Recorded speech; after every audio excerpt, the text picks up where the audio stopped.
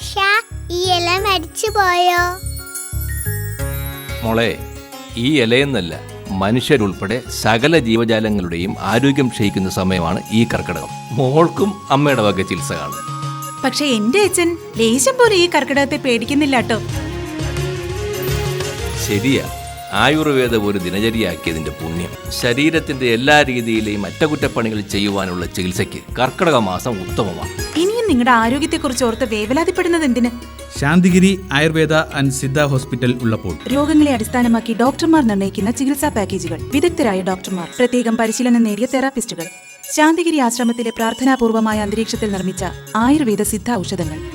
കർക്കിടകത്തിൽ ഔഷധം സേവിച്ചാൽ കൽപ്പാന്തം സസുഖം എന്നാണല്ലോ ചൊല്ല്. അസുഖം ഏതുമാവട്ടെ, ആരോഗ്യവും രോഗപ്രതിരോധവും ശാന്തിഗിരി വിശേഷ കർക്കിടക ചികിത്സയിലൂടെ. Shantigiri Siddha medical college, Shantigiri, Pothencode, Thiruvananthapuram.